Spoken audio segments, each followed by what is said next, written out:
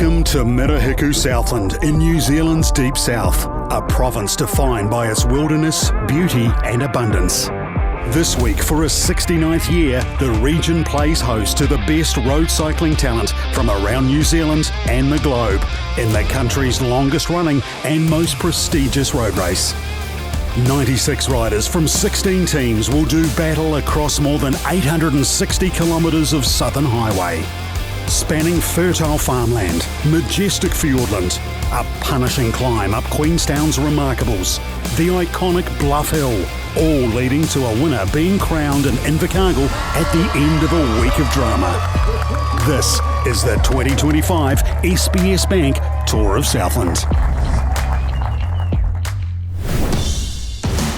Just another Southland summer's day greeted the Tour field for the first of the road stages from Invercargill to Gore on Monday. After early attempted breakaways were reeled in by the peloton, the move of the day was made half an hour into the day's racing, with James Gardner and Glenn Hayden getting off the front of the bunch. 15 minutes later, they were joined by Joshua Grieve and James Harvey, and the foursome worked their way out to a lead, which ultimately approached 3 minutes. Eventually though, the day's toil started taking its toll, with Harvey and then Grieve calling it a day, leaving Gardner and Hayden out front alone as they hit the outskirts of Gore. But their heroics were ultimately unsuccessful as the bunch caught the leading duo in the final kilometres, and Southland's and New Zealand track cycling star Tom Sexton, riding for iBuilt, took the sprint finish, and in the process the Tour leader's orange jersey as the Tour heads to the lakeside resort of Anau.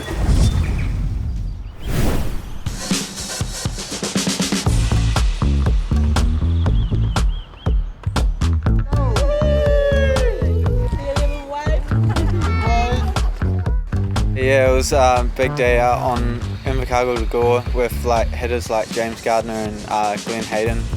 It was a big day out on the road. It was quite tough in that sort of last 50k over those bergs, and then got spat at the end, but good fun.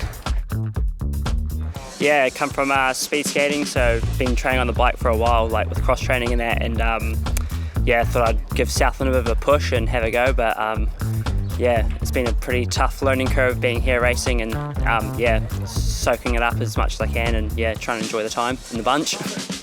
Pretty cool team. Obviously local Winton communities put a lot of money into it, and to get us onto the start line, which was awesome. I got the local rider Blake Tate-Jones on the team. I think it's his 10th tour this year, so trying to find him in the group and follow him around. He's got a wealth of experience there, and a couple of young hitters from Timaru and up in Taupo way at Cambridge, and it's just a real random team. We've come together quite nicely, and it's been fun getting to know the guys. Yeah, so a brand new team called Move Easter, so sponsored by J-Swap, Medico, Dalton, Cycle Obsession and Comag. So new to the tour, put together for this year, but really looking forward to it. Strong team, so should be good. Riverton, it's always a hard start, especially you go straight from neutral straight into a hill. Rolls all along the coast, always a bit of wind there. It's always important to be good position there. There's always a split second happen there as well, so have a good day. Today is another one that I had earmarked in my calendar to try have a go at. Don't think I'll be able to do what I originally had planned, but good day for the breakaway, I'd say. Bit of a tailwind the whole way up. It's kind of an awkward wind. I've never really felt the wind here on this stage coming from this direction, so looks like it'll be tailwind all day, so be nice and fast all the way up to Blackmount, I'd say. I think it's going to be a pretty tough day in the crosswinds, I think, going into Blackmount, and then tailwind home hopefully, so it should be nice to get that breeze up the arse. Anau, most of the time it's always a sprint going in there, and someone like Zach Patterson's won twice going in there already, so for someone like him, he's already got a win under the belt. He knows how to win here, so I'd say he's probably the out and out favourite for today.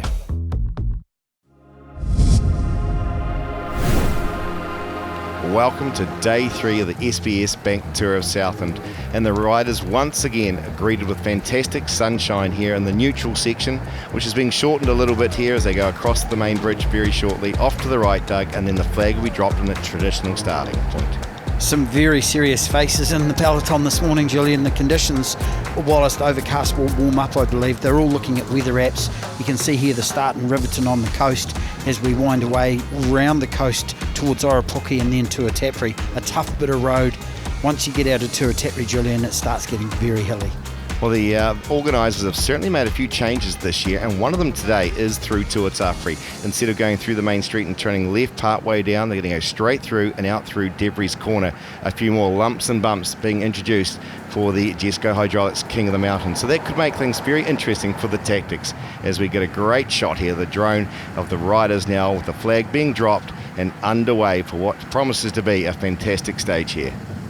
The Mitre team are at the front again. You can see things almost being sort of manipulated, I guess, if you like. The Mitre Creation Signs team are always keen on this start. There's a lot of emphasis on the starts at the moment and a lot of emphasis on getting the right guys in the right split. This won't go very far. There is a lot of attacks at the start of this stage, though.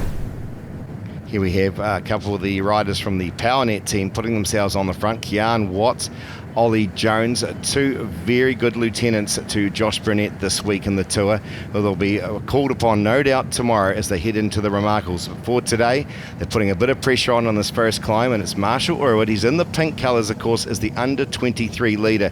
And no surprise, Doug, to see the Mitre boys trying to pick up the points here. They've done this, I think, for over a decade. I think it's an in-house joke amongst them here. They're always keen to try and take it out. And there he goes, George Jackson, his teammate. He's ecstatic. You think they'd won the stage.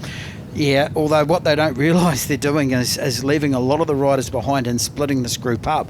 Once you get over the top of this climb and down into Oropoki, things can get a wee bit more breezy and near the sea, of course, and it starts getting quite tense. And here we are now, we're starting to see these moves starting to head off down the road again.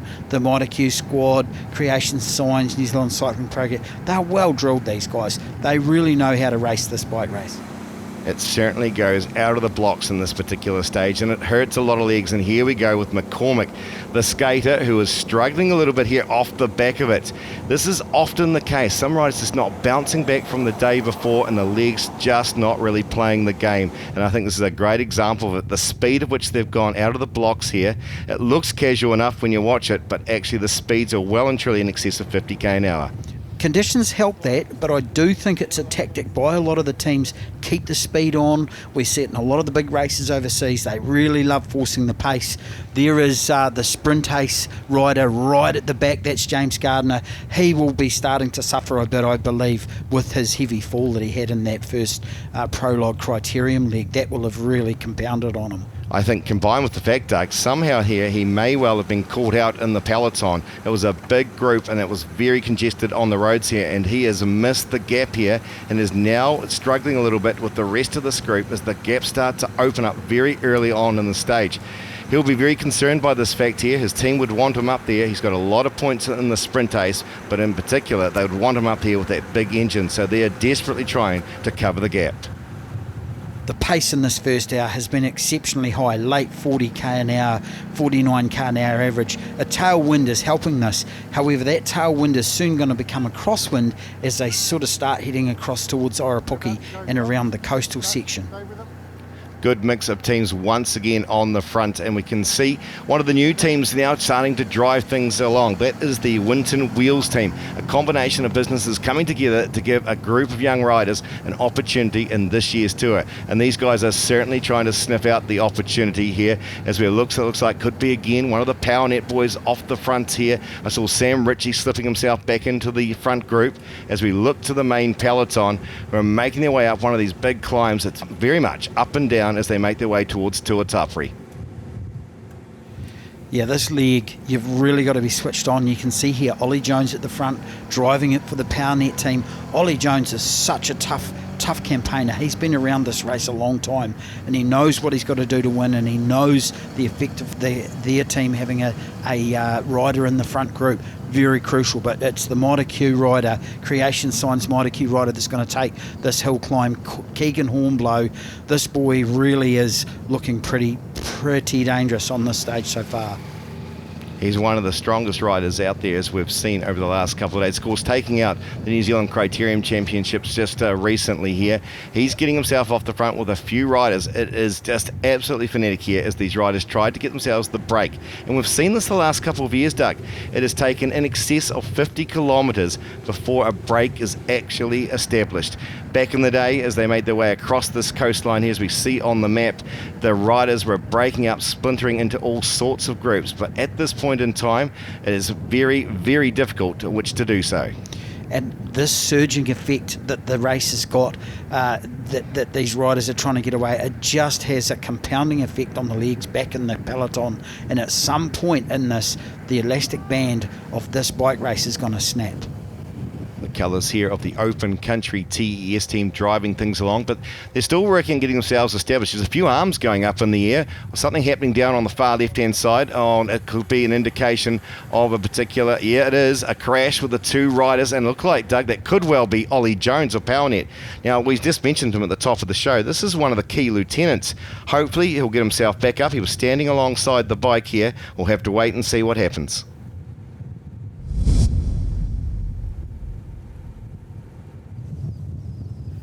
47 Ks covered, the tough 47 Ks. This bit though from Tuatapere on starts getting really lumpy, and this is where the famous Blackmount climb's going to come into play. The false flats before Blackmount though are what saps your legs on the stage, and the tremendous wind that funnels through this area of Southland. My word, can it really blow up a storm. And of course, with the likes of James Gardner out that back there early on in the stage, they know that he's the man leading in the King of the Mountains points. He is going to miss out on the opportunity here, and I'm not seeing Glenn Hayden as well, another contender for that particular jersey. So some of these guys know there's a lot of points on the road, as we mentioned earlier on, available throughout the stage, as we see a few riders now starting to get the food into them. A crucial point to do to keep eating and drinking throughout on these long days, especially in this heat. But these guys out in front, they're just all focused on trying to just get that gap established and start working as a tight unit. The lead group is finally formed. We talked about this earlier, where there's so many attempts at breaking away, but this group is quite a number. There are a lot of riders still coming across here. You can see there's one of the PowerNet riders, number 3, Kean Watts. They will be really, really keeping an eye on him. So should this group stay away and keep going and take some time, there will be some alarm bells ringing further back, because that is a large number of riders to be away at the front of the race. And once again, a variety of different teams, and a number of teams that had more than one rider, as we now look to see a particular jersey trying to get himself across. That, of course, is the SBS Tour leader, Tom Sexton. Of course, he won the stage last year. He knew very much that there was going to be a massive target on his back here today, but he's making some massive progress to try and get himself across here. As they come up towards the commissaires who sit right in behind here following things, they'll bounce off the side of them and make the cover over to that leading group here. So this is an interesting move when you put the tour leader into the lead group here. Business South also into the mix there as well, as we see them starting to form into a large group, of which may or may not work well together. Well, this is the question, and often these large groups, you can see here all the riders. Kean Watts, of course, is the top of the group here, and he is only 2 seconds back on GC. Tom Sexton is the tour leader, of course, as you've discussed. You've got George Jackson in there as well from the Mitre Q, New Zealand Cycling Project Creation Signs. So a large number of teams represented at the front, and things have dialed way back in terms of the volume of speed and intensity in the peloton. Interesting to note, Doug, we had Kean Watts up there, and I think there was potentially one other PowerNet rider up there as well. And here is Josh Haggerty of PowerNet on the front of the peloton, and nowhere to be seen is the likes of their team leader, Josh Burnett, the 2-time winner. But having a man in here on the front when he's got 2 guys up the road, it's a little bit confusing. He's just trying to control the pace, I would suggest. I believe so, and it's a bit of a calming effect as well too. You can see here, of course, back in the lead group, there's Tommy Sexton from the iBuilt squad. He'll be just relishing this. He is really coming along. His forte is sprint finishes and stage finishes. They've got a over 2 minute time gap. Tommy Sexton will be thinking all about the stage finish in Te Anau at this stage. That's quite incredible to open up so quickly. It took over 50 odd kilometres, but once they do start to establish themselves here, these guys know how to really drive it. They'll be looking at the computers, the Garmins, etc., working out the cadence, the wattage that they need to be sitting at. Here's a young man, Jack Drage, that we haven't mentioned at all so far in the tour, and the Central Benchmakers Will Bike team, ridden professionally overseas. He's very good at going uphill, so he'll be looking forward, no doubt, to the likes of the Blackmount, the Remarkables and so forth. And George Jackson tucked in there and being a New Zealand representative. There is a good range of riders, but again, a number of teams having more than one representative opens up the types of tactics that could be played out here. And it's the type of tactics that are going to get played out right at the base of this Blackmount climb. You can see on that profile, 74 k's into it. We are now going to start to see this front group split up a bit. Jack Drage here from the Central Benchmakers team is really putting some heat on the front of this crew. They'll be hoping that this front group stays together a bit, but with such a large number, it's probably ineffective. This is a good strategy from these two riders at the front here. Joining Drage, of course, is Guy Yarrow, a well-performed cyclist here. He's riding for the Dorman Axico team. Great to have a new sponsor on board, and they're being chased down at the moment by looks of Burns here as they make their way up this long climb. This is considered a Cat 1 climb. It is available with points, and that is 5 lots of points for this year. Another introduction to the tour this year. Usually it's only about 3 lots of points, but 4th and 5th will also pick up a few for that Jesco Hydraulics King of the Mountains. So there's not too many of the Cat 1 climbs. We've got this one here, we've got the Remarkables and Bluff over the week. So these are considered the big ones. But look at this man. He is making it look very easy as he comes up to what I would consider 2 very good climbers. He comes round the outside and it looks like he's not going to wait for them. If they want to get on the bus, they're going to have to move very quickly as the Australian drives things very quickly. I would think alarm bells should be ringing way back in this group and also in the peloton. You can see the motorbike was giving them the board with the time gap. This boy Luke Burns from Australia riding for Coupland Cycling Tom is a seasoned pro. He is going to be one to watch up the climbs, especially the Remarkables and Bluff. This boy is a potential GC winner here and they're just letting him ride up the road. There's a few other Australians back in the main group. I can pick out Heffernan there in the yellowy sort of colours of the Macaulay Ford Good Tech team as well.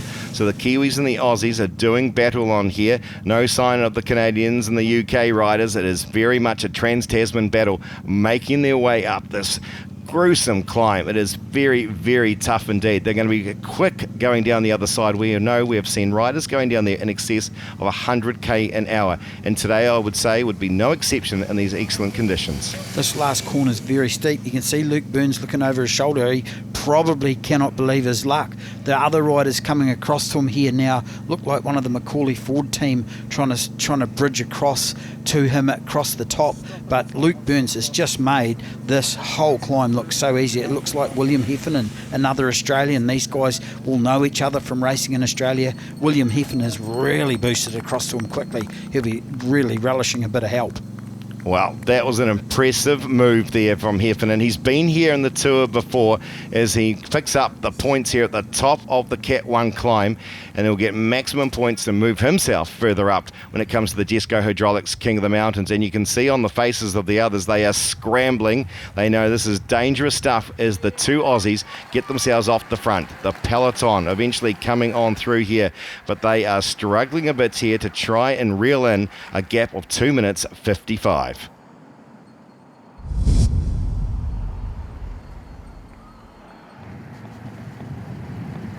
Stunning conditions greet the riders here on the outskirts of Manapuri. They'll be really looking forward to seeing that lake. 21 k's to go, of course, once you get in turn right at the lakefront, and then it's a steady uphill all the way through towards Te Anau, towards the stage finish. The conditions here, you could not ask for better. There's not a lot of wind out there, and this front quartet will really be relishing getting away and having a distance behind them to the peloton. The gap is serious. The peloton should be having alarm bells ringing and they should be really putting the hammer down, but this group look menacing. This is where we've often seen time trial mode come into play here, whether it's as an individual in pairs or as a small group. And I would suggest today these guys are going to have to keep driving it along here, because there is a lot of riders desperately wanting to win the stage, former stage winners. You've still got the likes of Tom Sexton, who's gone back into the main peloton to defend that orange jersey and hoping that they could shut this down. And we have often seen it shut down in this closing 20 kilometres. And the way the conditions are, the way the wind is blowing for them here, it'll work in the favour of things starting to shut down. Of course, there is that group stuck in between the leaders on the road, a small group of half a dozen riders, and this main peloton here as they approach now 20k to go.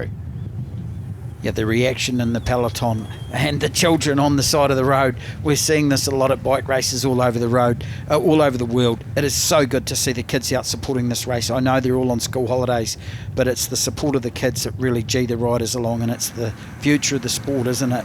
But the chasing group here, this is the group that are in the middle, chasing that front quartet. They look like they've had a very tough day in the office, and they will be just conceding defeat at this point and hoping to get to the finish without being caught by the main peloton. So hovering around that 50-second gap to the leaders. And of course, you're right, Doug, they're one trying to capture the guys out in front, but at the same time making sure that the group behind them doesn't capture them, because of course there is an opportunity here to pick up extra time for yourself and move yourself up the general classification going into the Queen stage tomorrow. And here we go, the four riders here have had to work well together. That's what you would hope would be happening, that's for sure. But it's interesting to see PowerNet man Kian Watts, he slipped himself towards the back of the group here, sitting in, and the Aussies are doing a lot of the work on the front. So this lead quartet, which actually escaped on the Blackmount climb, have stayed away right here till about 3k's to go.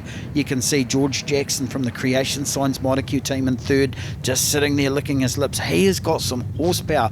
Kian Watts sitting on the front group, probably doing the obligatory, hey, I'm not going to disrupt my potential team leader and Josh Burnett's chances on the overall GC. So he's doing the right thing. But these Australians, the two, Heffernan and Burns, they are driving this break, and you can tell that lead rider from Coupland's, young Luke Burns, all the way from Australia, he has got GC aspirations ringing in his ears.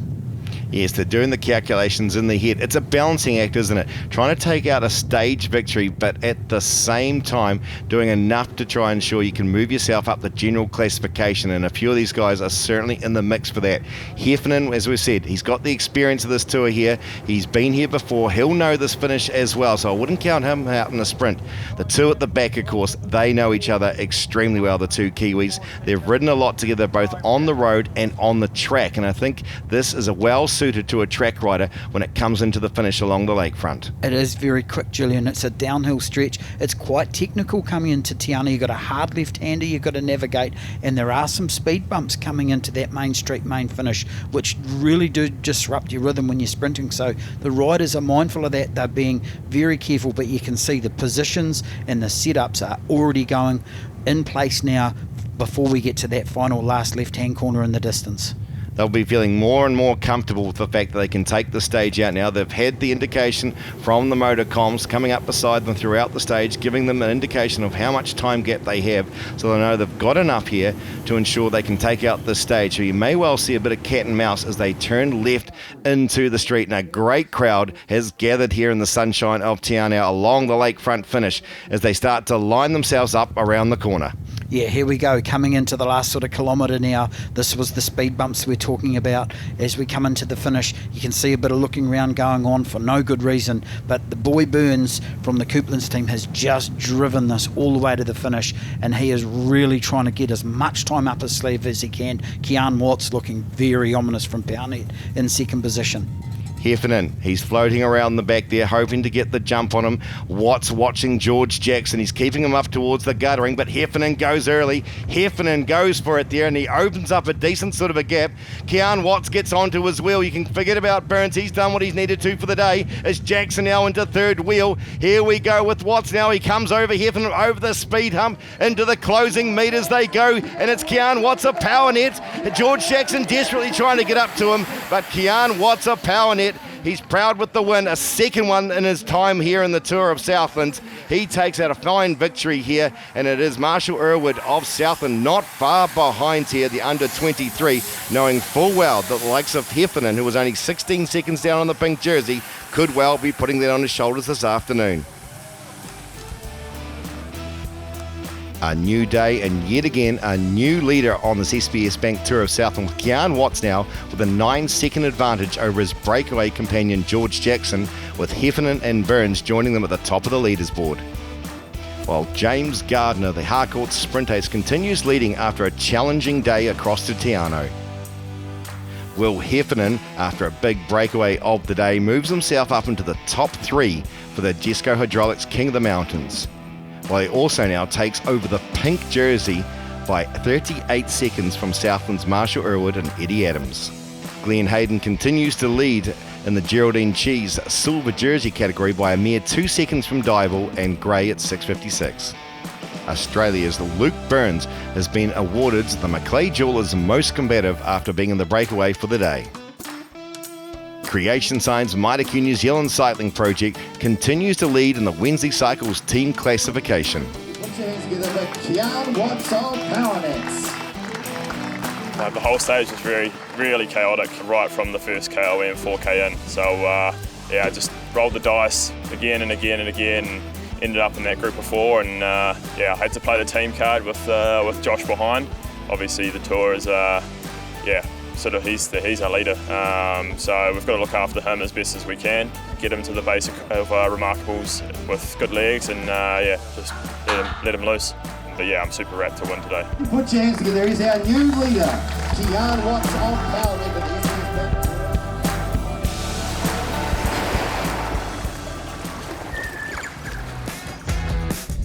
Follow the action from this historic race with live race updates, full results and pictures at tourofsouthland.com.